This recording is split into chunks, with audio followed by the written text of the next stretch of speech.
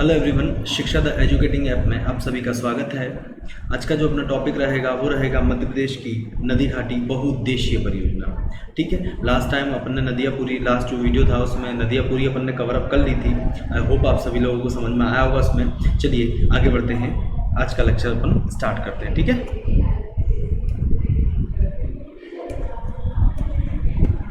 चलिए आज का टॉपिक है अपना मध्य प्रदेश की नदी घाटी बहुउद्देशीय परियोजना। ठीक है, यहाँ मैं लिख देता हूँ बहुउद्देशीय बहुउद्देशीय परियोजना।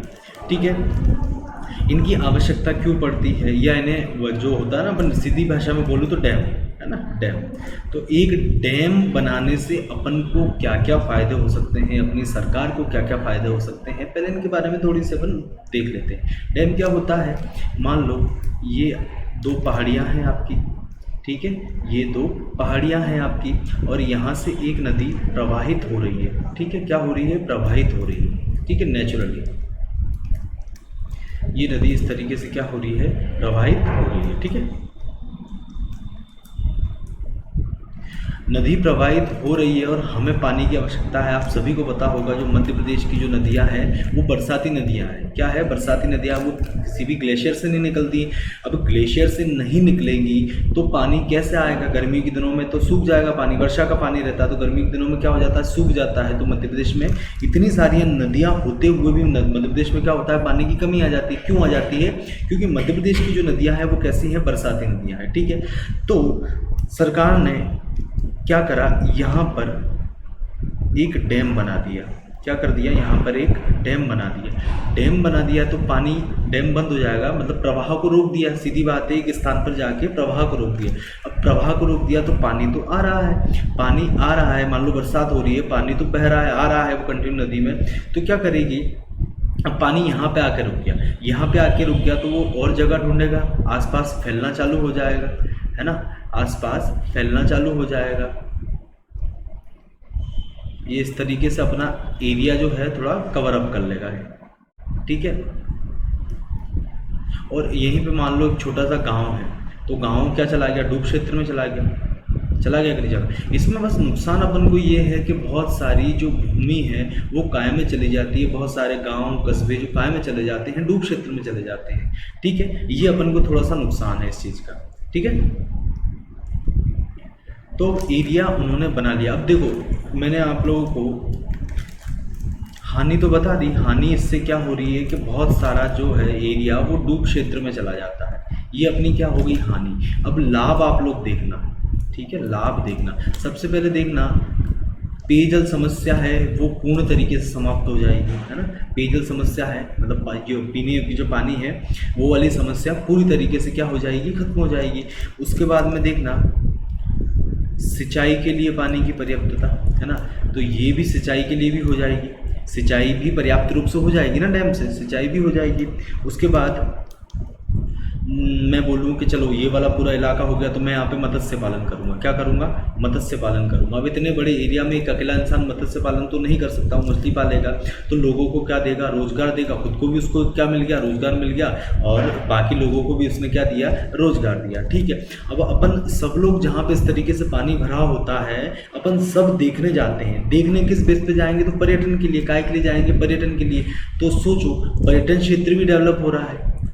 जब लोग यहाँ पे आएंगे तो लोग छोटी पूरी दुकानें वगैरह, होटल, रेस्टोरेंट, ये सब ओपन करेंगे तो उनको क्या मिलेगा, रोजगार मिलेगा कि नहीं मिलेगा, उनको रोजगार मिलेगा। तो हानि बस अपनी क्या है, डूब क्षेत्र हो जाता है। बहुत सारा जो इलाका है, जो उपजाऊ भूमि है वो काय में चली जाती है, तो डूब क्षेत्र में चली जाती है।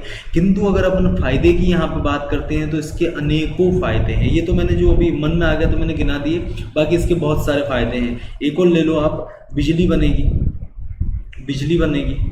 है ना, बिजली बनेगी। ठीक है, ये सारे। तो डैम क्या होता है ना, किसी भी नदी के प्रवाह को अगर एक स्थान पर रोक दिया जाता है तो वो क्या कहलाएगा, डैम कहलाएगा, और वो धीरे धीरे बहुत बड़े एरिया में जो है पानी फैल जाएगा। तो इसको हमने रोक लिया। अब हम क्या करेंगे, जैसे हमको हल्का सा लगेगा तो हम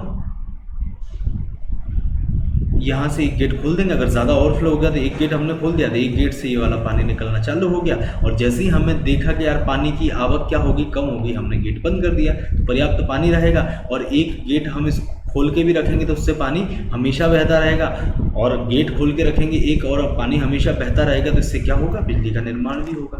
क्या होगा, बिजली का निर्माण भी होगा।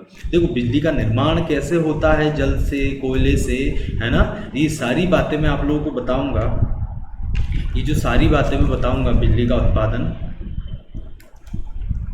उत्पादन कहाँ कहाँ होता है, कैसे होता है, जल से कैसे होता है, कोयले से कैसे होगा, बायोमास से कैसे होगा, पवन ऊर्जा से कैसे होगा, ये सारी जो मैं आप लोगों के सामने जो बातें रख रहा हूँ, ये बातें करूँगा मैं जब चैप्टर पढ़ाऊँगा आप लोगों को ऊर्जा संसाधन। ठीक है, जब आप लोगों को मैं चैप्टर पढ़ाऊंगा ऊर्जा संसाधन, तो उसमें प्रत्येक जो बिजली जिस तरीके से बिजली बन सकती है, वो सारे जो तरीके हैं पहले मैं आप लोग को समझाऊंगा। उसके बाद फिर मध्य प्रदेश के जो ऐसे स्थान है जहाँ पे बिजली बनती है, उनकी चर्चाएं मैं आपके सामने करूँगा। ठीक है, तो अब टॉपिक जो है अपन स्टार्ट करते हैं। मध्य प्रदेश की नदी घाटी बहुउद्देशीय परियोजना। बहुउद्देशीय क्यों बोल रहा हूँ मैं इसको बार बार, क्योंकि सोचो ना यार, बहुत सारे उद्देश्यों से बनी है, कितने सारे उद्देश्य अपन को मिल रहे हैं ना। ठीक है, तो बहुत सारे उद्देश्य मिलकर बन रहे हैं, इसलिए इसको बोलेंगे बहुउद्देशीय परियोजना। ठीक है, बहुत सारे इसके फायदे हैं अपन को। ठीक है, तो अपन स्टार्ट करते हैं। अब ये जो है आप लोगों को डैम जो हल्का हल्का मैंने फोटो लगा दिया है, ये जो डैम है वो है दामोदर नदी घाटी परियोजना। क्या है, दामोदर नदी घाटी परियोजना। अच्छा, अब आप लोगों के मन में क्या आएगा कि यार लास्ट टाइम हमने क्या पढ़ा था, नदियाँ पढ़ी थी, तो सर आपने नदियों में तो ऐसा कुछ नहीं बताया था, दामोदर नदी के बारे में नहीं बताया था मैंने। जी हाँ, बिल्कुल नहीं बताया था। तो मैं यहाँ पे जो है स्पेशल अभी मध्य प्रदेश की बात नहीं कर रहा हूँ, मैं अभी मध्य प्रदेश की बात नहीं कर रहा हूँ, मैं काय की बात कर रहा हूँ, अभी भारत की बात करूँगा। काय की बात करूँगा, भारत की बात करूँगा। तो दामोदर नदी घाटी परियोजना जो है भारत की पहली नदी घाटी परियोजनाओं में से एक थी, है ना। इसका जो शिलान्यास हो गया था, शिलान्यास समझते हो, एक बड़ा सा पत्थर उस पर नाम छेद के और उसको गाड़ देते हैं, तो उसको क्या बोलते हैं, शिलान्यास या भूमि पूजन, है ना, दोनों नामों से जाना जाता है। तो इसका शिलान्यास कब हो गया था, इसका शिलान्यास हो गया था 1948 में। कब हो गया था इसका शिलान्यास, 1948 में। क्या हो गया था, इसका शिलान्यास हो गया था। शिलान्यास किसने किया था, तो वो किया था पंडित नेहरू ने, पंडित नेहरू। ठीक है, पूरा नाम क्या है, पंडित जवाहरलाल नेहरू जी ने क्या किया था, इसका उद्घाटन किया था। ये हमारे कौन बने थे आगे चल के, पहले प्राइम मिनिस्टर। ठीक है, आगे चल के क्या 1947 के बाद बन ही गए थे। ठीक है, तो ये हमारे पहले प्रधानमंत्री थे। तो इन्होंने सर्वप्रथम क्या करा था, दामोदर नदी घाटी का क्या किया था, शिलान्यास किया था, 1948 में किया था। ठीक है, ये कहाँ पे है, तो ये या तो मैं बोलूँ तो ये झारखंड, उस समय झारखंड नहीं था, उस समय तो बिहार होगा, है ना। तो अभी क्या है, झारखंड है। तो इस बात का विशेष ध्यान रखना। ठीक है, तो ये झारखंड वर्तमान में झारखंड प्लस पश्चिम बंगाल की संयुक्त परियोजना है। ध्यान रखना, झारखंड और पश्चिम बंगाल की संयुक्त परियोजना है। और इसी परियोजना को पंडित नेहरू ने भारत का तीर्थ कहा है, भारत का तीर्थ कहा है। ठीक है, तो एक बार वापस रिवाइज कर लेते हैं। दामोदर नदी घाटी भारत की पहली नदी घाटी में से एक थी। इसका जो शिलान्यास किया था वो 1948 में हो गया था। शिलान्यास किसने किया था, तो पंडित नेहरू ने किया था। किस नदी पर है, तो दामोदर नदी पर ही है, नाम से जाहिर है। किस नदी पर है, दामोदर नदी पर है। किन दो राज्यों के मध्य है, तो पश्चिम बंगाल और झारखंड के मध्य है। पंडित नेहरू ने इसे क्या कहा है, भारत का पहला तीर्थ कहा है। क्या कहा है, भारत का पहला तीर्थ कहा है। ठीक है, ये बिल्कुल बेसिक हो गया, ये बिल्कुल बेसिक हो गया। ठीक है, ये दामोदर वाला, दामोदर नदी घाटी डैम है। ठीक है, तो ये बिल्कुल बेसिक हो गया। अब बात करूंगा मध्य प्रदेश की। ठीक है, अब मैं बात करूंगा मध्य प्रदेश की। तो मध्य प्रदेश में जो है सबसे पहले जो डैम बना था, या जिस नदी घाटी परियोजना की मैं बात कर रहा हूँ उसका नाम है चंबल नदी घाटी बहुउद्देशीय परियोजना। चंबल नदी घाटी बहुउद्देशीय परियोजना।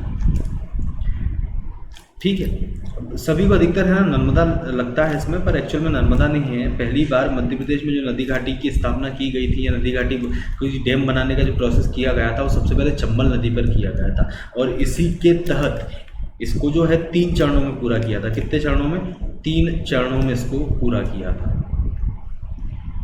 देखना, पहला चरण जो है मध्य प्रदेश का जो पहला डैम बना था, है ना, मध्य प्रदेश का पहला डैम बना था, वो था गांधी सागर। क्या था? गांधी सागर। ये मध्य प्रदेश में आता है, ठीक है। उसके बाद सेकंड नंबर का जो डैम बना था, ये बन गया था डैम आपका 1960 में।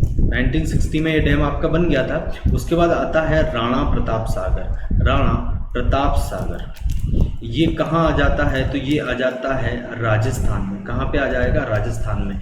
और ये डैम आपका तैयार हो गया था 1964 में, ठीक है। उसके बाद तीसरे नंबर का आता है जवाहर सागर।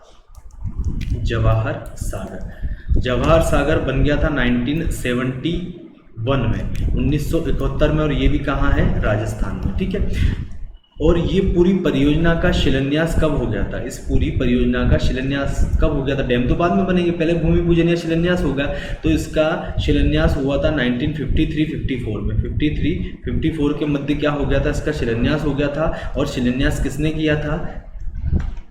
शिलान्यास किसने किया था? तो यहाँ पे देख लो, शिलान्यास किया था पंडित जवाहरलाल नेहरू जी ने। पंडित जवाहरलाल नेहरू जी ने क्या किया था? इसका शिलान्यास किया था, ठीक है। इस बात का ध्यान रखना। तो मध्य प्रदेश की पहली नदी घाटी जो परियोजना थी वो कौन सी थी? तो चंबल नदी घाटी परियोजना थी। उसके तहत जो है 3 चरणों में बनाया गया। जो आपका फर्स्ट है वो है गांधी सागर, दूसरा है राणा प्रताप सागर, और तीसरा है जवाहर सागर, ठीक है। अब एक एक करके इनके बारे में थोड़ी सी बात कर लेते हैं, कहाँ पे है, ठीक है। ये जो आपका डैम है ये है गांधी सागर, ठीक है। कौन सा है?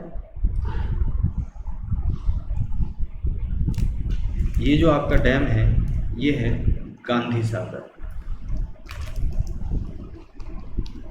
गांधी सागर कहाँ है? ठीक है, अब इसकी बात करते हैं। अपन ने ये तो देख लिया था ये मध्य प्रदेश में है, तो मध्य प्रदेश में कहाँ है?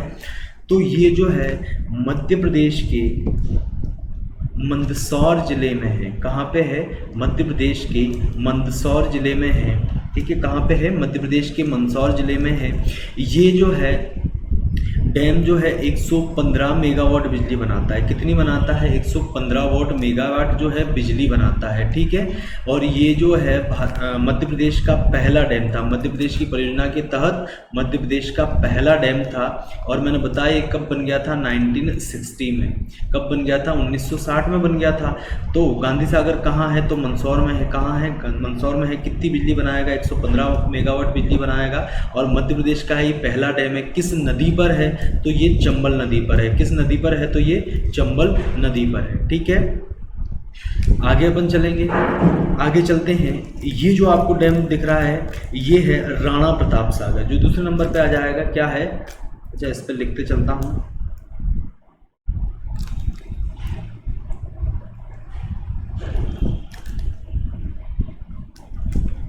राणा प्रताप सागर, ठीक है। राणा प्रताप सागर ये कहाँ पे आ गया? तो ये तो मैंने बता दिया था ये कहाँ पे आ गया, तो राजस्थान में आ गया। राजस्थान के चित्तौड़गढ़ में। कहाँ पे? राजस्थान के चित्तौड़गढ़ में स्थित है। ये बना था, ठीक है। राजस्थान यहाँ पे लिख देता हूँ। कब बना था ये बना था 1964 पे। किस नदी पर है? तो बिल्कुल मैं पहले ही आप लोगों को बता चुका हूँ, नदी का नाम है चंबल, ठीक है। कितनी मेगावाट बिजली बनाएगा? कितनी मेगावाट बिजली बनाएगा? तो ये बनाएगा 172 मेगावाट बिजली। कितनी बनाएगा? 172 मेगावाट बिजली, ठीक है। कहाँ पे है? राणा प्रताप सागर तो चित्तौड़गढ़ में है। ये मध्य प्रदेश का दूसरा बांध बन गया था, है ना। कहाँ पे है? तो चित्तौड़गढ़ में है। किस नदी पे है? तो चंबल नदी पे है। नदी घाटी परियोजना कौन सी है? तो चंबल नदी घाटी परियोजना है। उसके तहत कितनी बिजली बनाएगा? तो 172 बनाएगा, ठीक है। 172 मेगावाट बनाएगा। आगे चलते हैं तीसरा। ये जो आपको दिख रहा है ये है राणा प्रताप सागर तो हो गया अपना। ये है जवाहर सागर।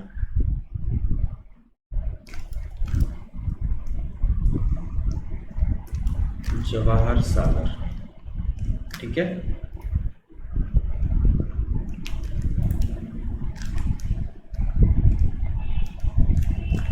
जवाहर सागर डैम। ये कहाँ पे है जवाहर सागर? तो पता चल गया था ये अपन को राजस्थान में, राजस्थान के कोटा में है। कहाँ पे है? राजस्थान के कोटा में है। कहाँ पे है? राजस्थान के कोटा में है। कितनी मेगावाट बिजली बनाएगा? तो ये बनाता है 99 मेगावाट बिजली। कितनी?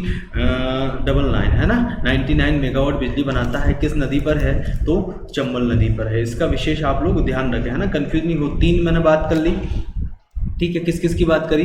तो सबसे पहले मैंने गांधी सागर की बात करी। कहाँ पे है? तो मंदसौर में है। 115 मेगावाट बिजली बनाता है, ठीक है। मध्य प्रदेश का पहला डैम है और ये 1960 में बन गया था। फिर राणा प्रताप सागर। राणा प्रताप सागर कहाँ है? तो चित्तौड़गढ़ में है। चित्तौड़गढ़ कहाँ है? तो राजस्थान में है।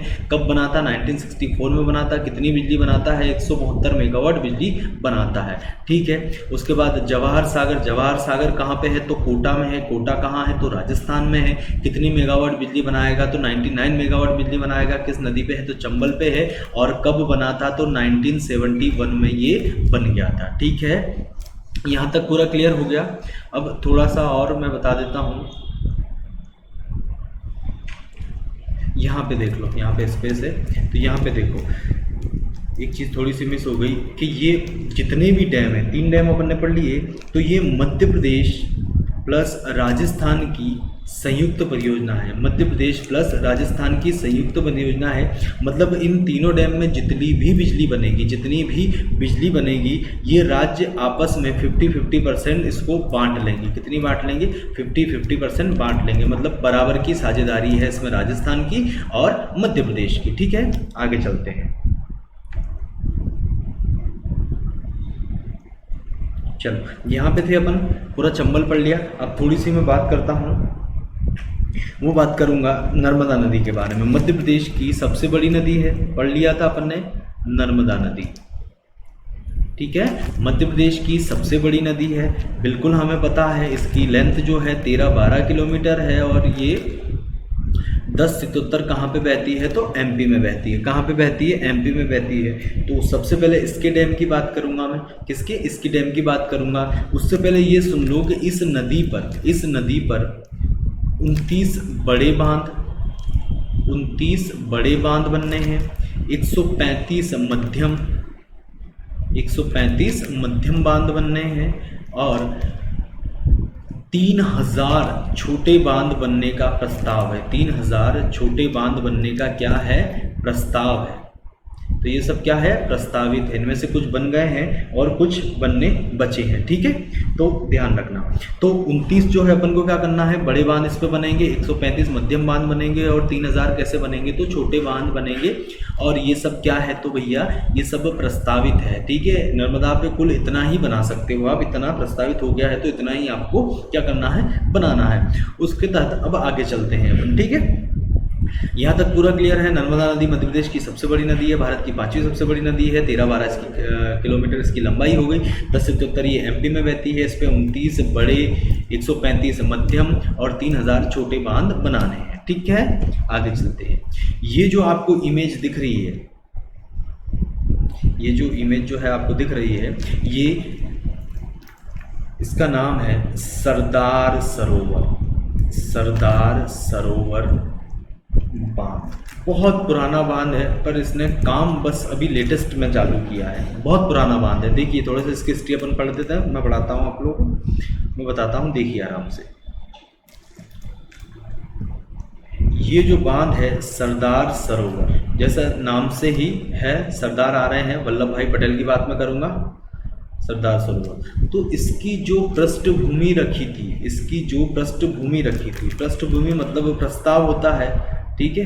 इसकी जो पृष्ठभूमि रखी थी वो रखी थी सरदार वल्लभ भाई पटेल ने। इन्होंने क्या रखा था? इसकी पृष्ठभूमि रखी थी।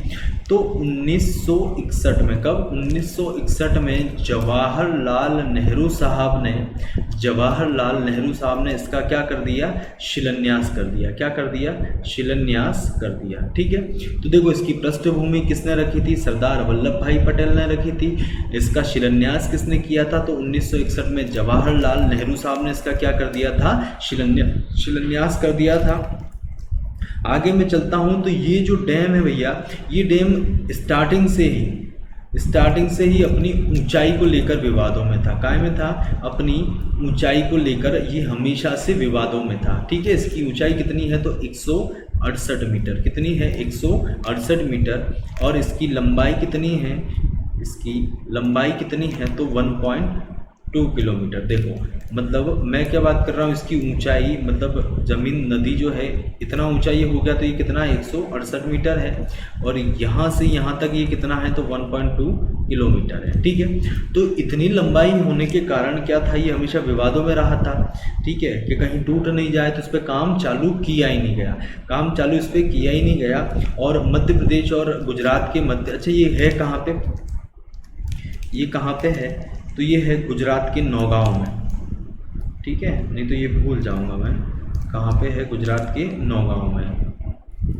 कहाँ स्थित है तो गुजरात के नौगांव है, नौगांव में स्थित है। और ये जो है नर्मदा नदी पर, ध्यान रखना, नर्मदा नदी पर सबसे बड़ा बांध है।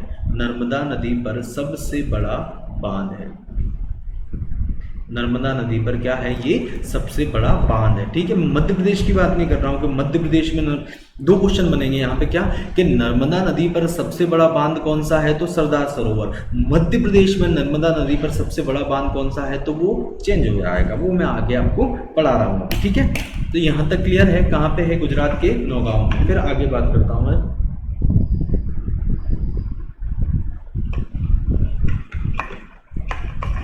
ठीक है, अब सुनो आगे।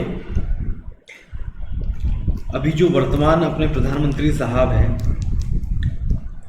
माननीय नरेंद्र मोदी साहब, इन्होंने क्या किया कि सारे विवादों को समाप्त कर दिया। सारे विवादों को समाप्त करते हुए 17 सितंबर 2017 को इसका क्या कर दिया तो इसका उद्घाटन कर दिया। क्या कर दिया? इसका उद्घाटन कर दिया। और तब से ये जो है अपने काम करना इसने चालू कर दिया। तो ठीक है, देखो कितना पुराना है, 1961 में तो क्या शिलान्यास हुआ था, है ना।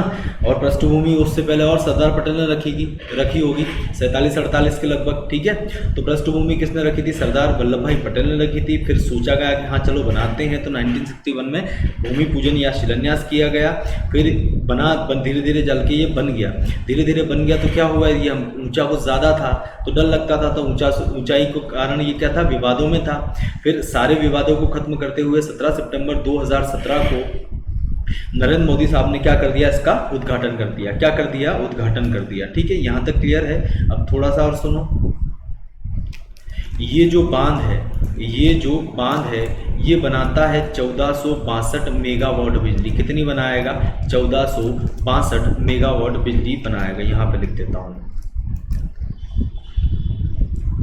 1462 मेगावाट बिजली ये बनाता है। ठीक है, एक बार और यहाँ पे अच्छे से क्लियर कर लेते हैं भैया। कहाँ पे है तो गुजरात के नौगांव में। कहाँ पे है? गुजरात के नौगांव में है। ठीक है, पृष्ठभूमि किसने रखी थी तो इसकी पृष्ठभूमि सरदार वल्लभ भाई पटेल ने रखी थी। सरदार वल्लभ भाई पटेल साहब ने रखी थी। शिलान्यास किसने किया था भैया तो शिलान्यास किया था जवाहरलाल नेहरू साहब ने। कब किया था? 1961 में किया था। ठीक है, इसकी ऊंचाई कितनी है तो इसकी ऊंचाई कितनी है? 168 मीटर। इसकी लंबाई कितनी है? 1.2 किलोमीटर। तो ऊंचाई को लेकर ही हमेशा विवादों में रहा। तो 17 सितंबर 2017 को वर्तमान के जो प्रधानमंत्री हैं माननीय नरेंद्र मोदी साहब ने इसका क्या कर दिया? उद्घाटन कर दिया और ये अपना काम करने लगा डैम। ठीक है, कितनी बिजली बनाता है तो 1462 मेगावाट बिजली बनाता है। ठीक है, पूरा क्लियर है। आगे चलते हैं।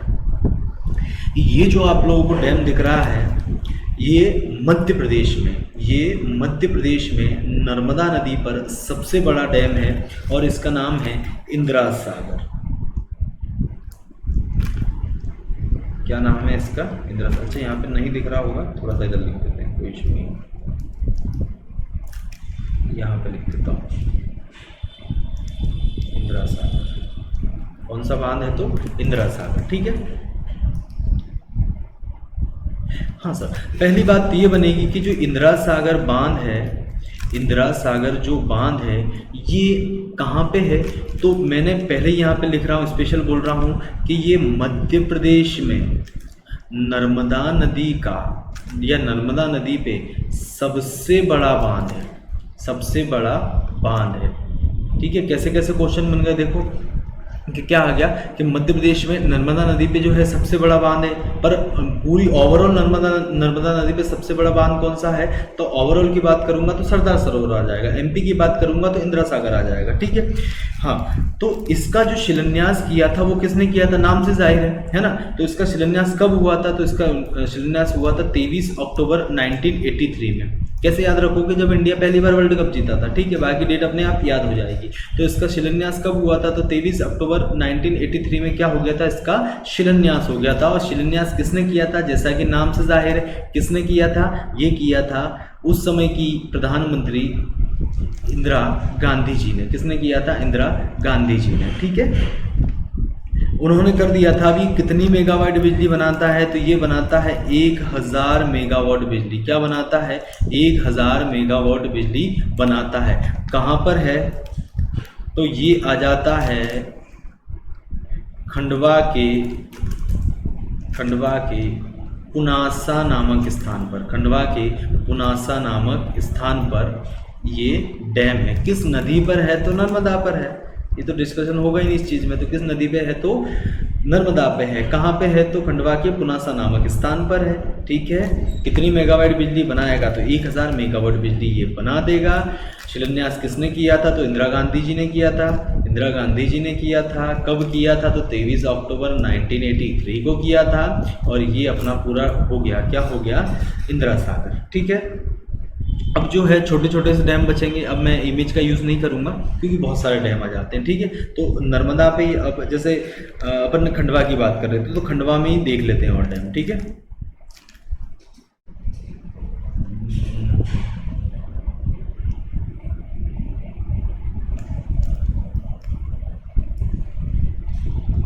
और नर्मदा नदी की बात कर रहे हैं तो नर्मदा जी पे ही देख लेते हैं सारे डैम। ठीक है,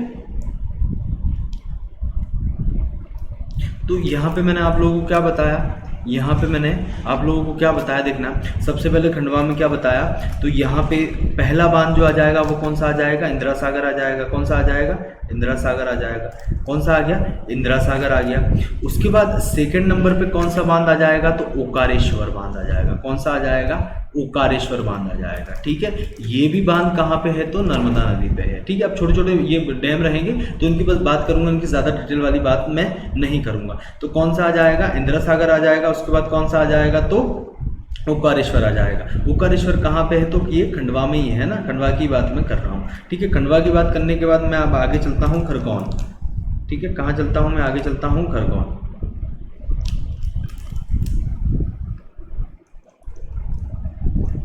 खरगोन है ना, नर्मदा नदी के बारे में भी बात कर रहा हूँ। ठीक है, तो खरगोन में डैम आ जाता है। पहला आ जाता है महेश्वर डैम।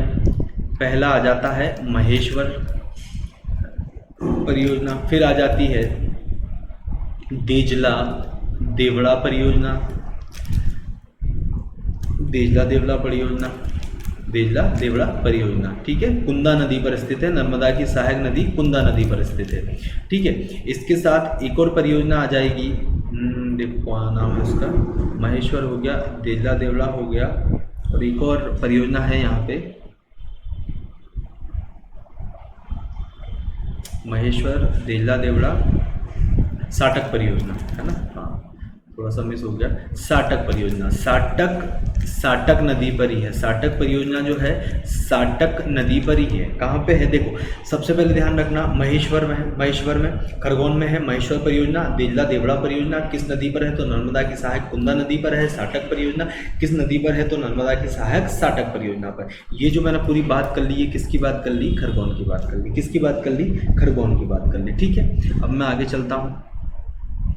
ठीक है, अब पहली इस पे देख लेते हैं स्टार्ट से। जैसे जबलपुर में है, जबलपुर में जो है वो है बरगी परियोजना।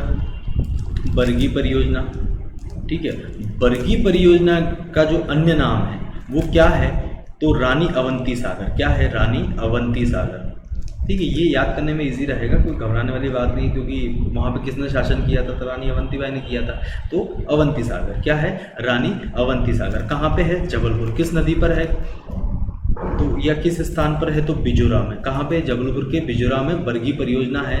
और रानी अवंतीबाई सागर इसका क्या है, अन्य नाम है। क्या है इसका, अन्य नाम है। ठीक है, आगे चलते हैं अपन, और कहाँ पे,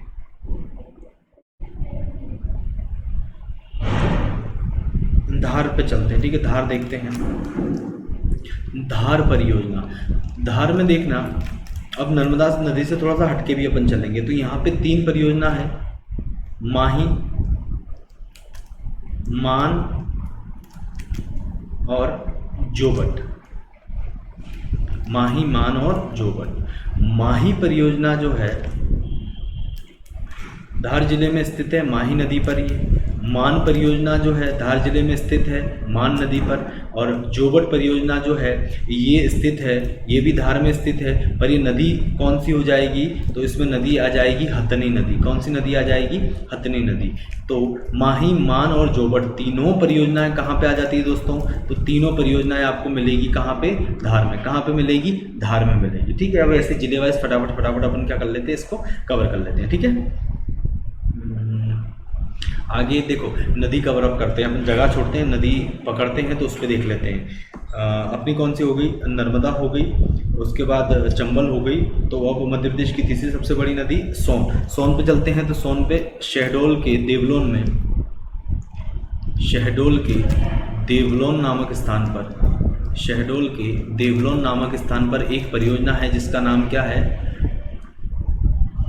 नाम है ना हल्का सा भी मिस हो जाता है, क्या नाम था देखो, स्थान पता है, जगह पता है, बाणसागर परियोजना।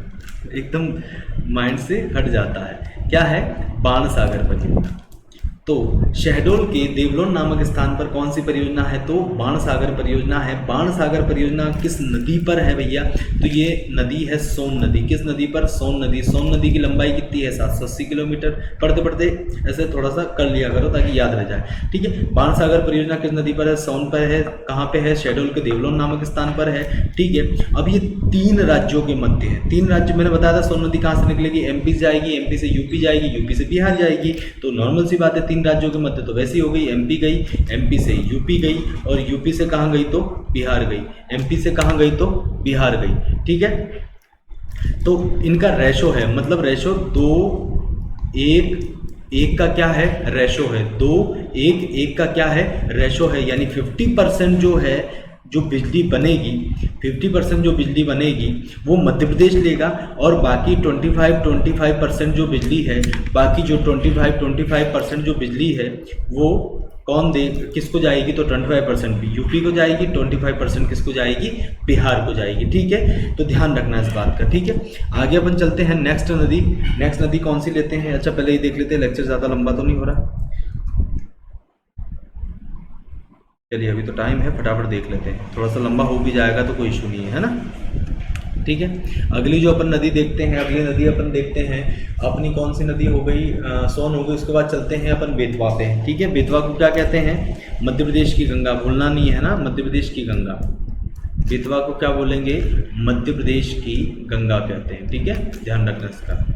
ठीक है, यहाँ पे जो है ललितपुर, ललितपुर कहाँ पे आ जाता है, तो ललितपुर आ जाता है यूपी में। कहाँ पे आ जाता है, यूपी में आ जाता है। तो यहाँ पे रानी लक्ष्मीबाई परियोजना है, रानी लक्ष्मीबाई परियोजना है। ठीक है, रानी लक्ष्मीबाई परियोजना कहाँ पे है, तो ललितपुर में। ललितपुर कहाँ है, तो यूपी में। किस नदी पे है, तो बेतवा नदी पर। और ये 2 राज्यों की संयुक्त परियोजना है, एक तो एमपी हो गया और दूसरा क्या हो गया, यूपी हो गया। एक तो एमपी हो गया और दूसरा क्या हो गया, यूपी हो गया। ठीक है, यहाँ तक क्लियर है। आगे चलते हैं अपन, बेतवा ये वाला पोर्शन पूरा हो गया। अब चलते हैं देखो सिंध पे। कहाँ पे, सिंध पे। 2 चीज़ मैं आप लोगों को यहाँ पे क्लियर कर देता हूँ। एक तो सिंध नदी है, सिंध नदी पर एक परियोजना है, सिंध परियोजना। सिंध परियोजना, इस सिंध परियोजना के तहत है ना, गुना के, ऐसा लिख देता हूँ पूरा, गुना में एक जगह है मणिखेड़ा। मणिखेड़ा एक क्या है, गुना में एक जगह है मणिखेड़ा। तो यहाँ पे क्या बनाया गया है, बांध बनाया गया है। तो ये जो है मध्य प्रदेश का सबसे बड़ा सड़क पुल है, मध्य प्रदेश का सड़क पुल है।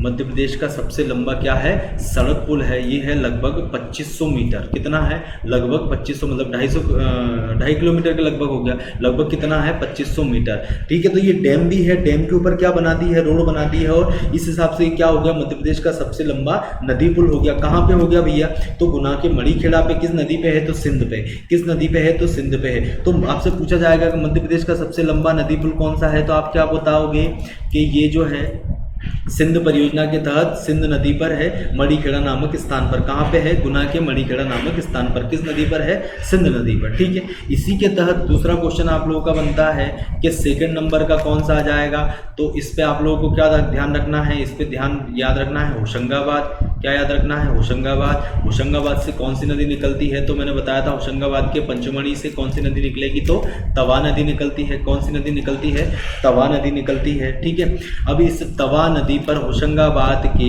इटारसी के पास एक जगह है रानीपुरा। क्या है, रानीपुरा।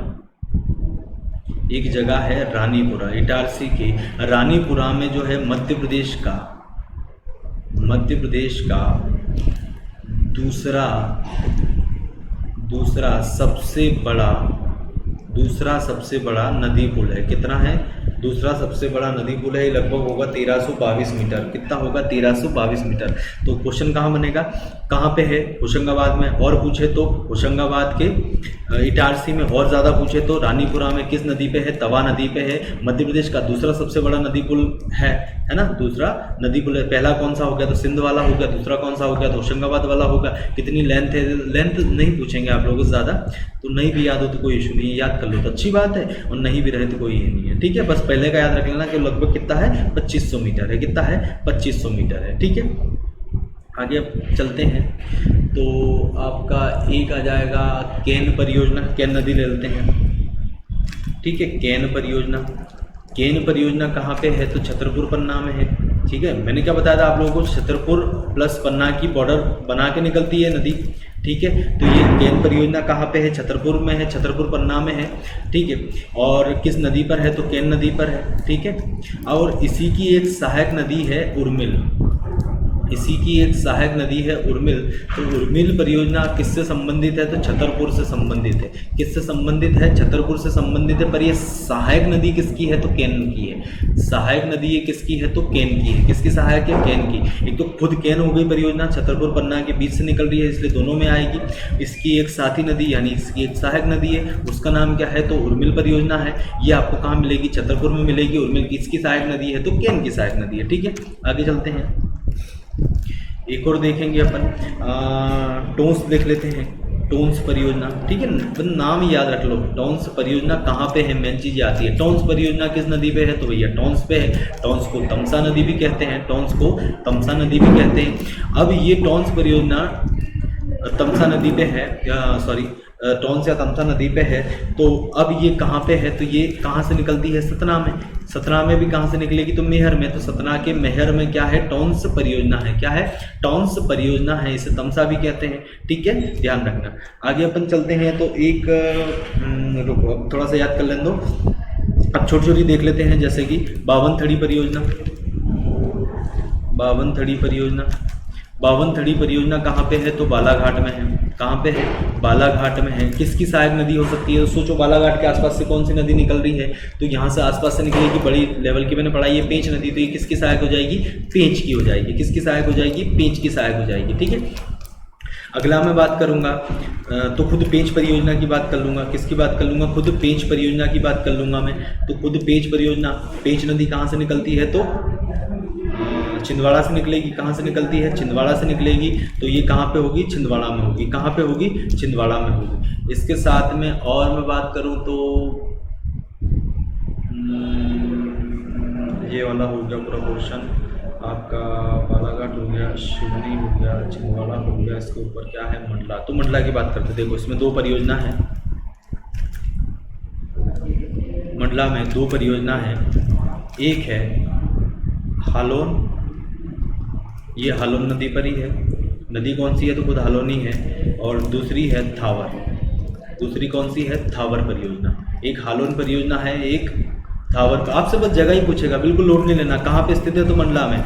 मंडला में कौन सी है, तो हालोन परियोजना है, थावर परियोजना है, ये हालोन नदी पर ही है और ये थावर नदी पर ही है, ठीक है। इसके बाद और मैं आगे ले चलता हूँ आपको, तो और थोड़ा सा सोचने दो मुझे, और कौन सी परियोजना बच रही है। माही मान वो जोगट पूरा हो गया, नर्मदा नदी पे पूरी हो गई, ठीक है। तो थोड़ा सा मुझे और सोचने दो। चलिए आई थिंक हो गई पूरी, 4 बज गई क्या? अच्छा चलिए, क्लास का भी टाइम हो रहा है मेरा, ठीक है। तो ये लगभग मैंने सारी करवा दी है, और मुझे ध्यान नहीं आ रहा है, और आगे चल के अगर लेक्चर में ध्यान आ भी जाएगा तो मैं बिल्कुल आप लोगों को बता दूंगा। ये लगभग सारी परियोजना मैंने कवर अप करवा दी है आप लोगों को, ठीक है। तो आई होप आप लोगों को अच्छा लगा होगा वीडियो, ठीक है। मिलते हैं नेक्स्ट वीडियो में, मज़े से पढ़ते रहिए, हंसी मजाक करते रहिए, ठीक है। टोटल मिला के पढ़ना तो है ही है यार, क्यों ना खुशी खुशी पढ़ा जाए, ठीक है। तो रो के पढ़ो या हंस के पढ़ो, पढ़ना तो है ही है, तो कैसे पढ़ोगे? हंस के पढ़ते हैं ना, ठीक है, ज़्यादा याद रहेगा, ठीक है। मिलते हैं नेक्स्ट वीडियो में साथ, धन्यवाद।